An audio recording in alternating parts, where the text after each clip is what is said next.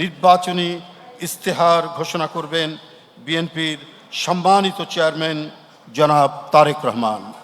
ত্রয়োদশ সংসদ নির্বাচনের মাত্র 5 দিন আগে ইশতেহার ঘোষণা করল বিএনপি। 6 ফেব্রুয়ারি বিকেলে রাজধানীর সোনারগাঁও হোটেলে দলের চেয়ারম্যান তারেক রহমান এই ইশতেহার ঘোষণা করেন। আপনাদের বিরক্তির উদ্রেক আমি করতে চাই না। কল্যাণমুখী সমৃদ্ধ বাংলাদেশ গড়তে 51 দফার ইশতেহারের মধ্যে 9টি প্রধান প্রতিশ্রুতি হিসেবে বিবেচনা করছে বিএনপি।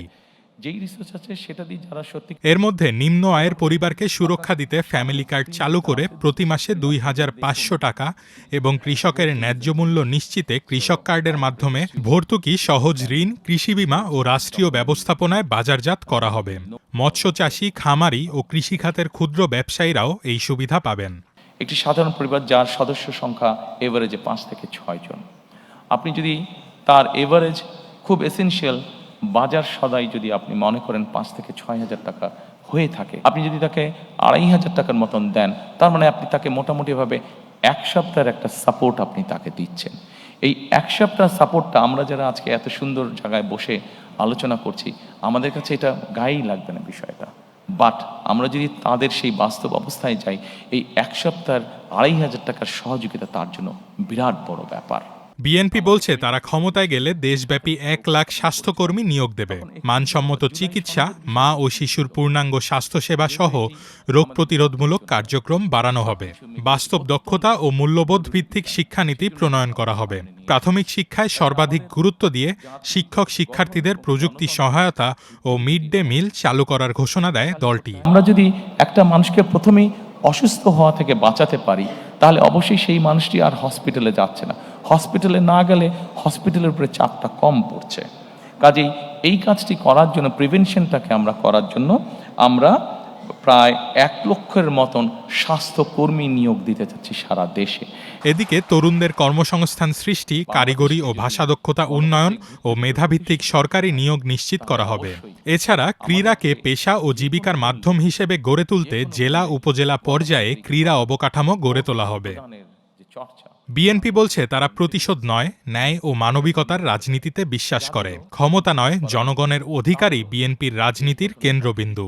বিএনপি ক্ষমতায় গেলে লুটপাট নয় উৎপাদন, ভয় নয় অধিকার, বৈষম্য নয় ন্যায্যতা, এই নীতিতেই রাষ্ট্র পরিচালিত করবে।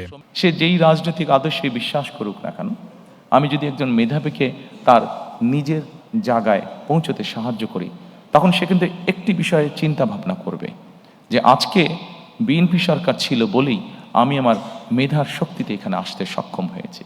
কাজেই বিএনপি সরকার নিরপেক্ষতা নিশ্চিত করেছে। কাজেই আমি চেষ্টা করব যে বিএনপি সরকার নিরপেক্ষভাবে যাতে তার কাজ করতে পারে, সেই চেষ্টা আমি করব।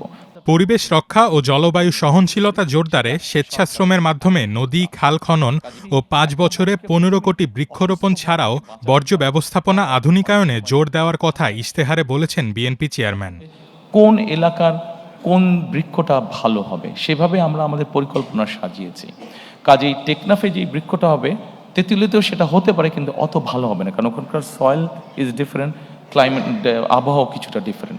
সেই জন্য আমরা সেভাবেই চিন্তা ভাবনা করেছি।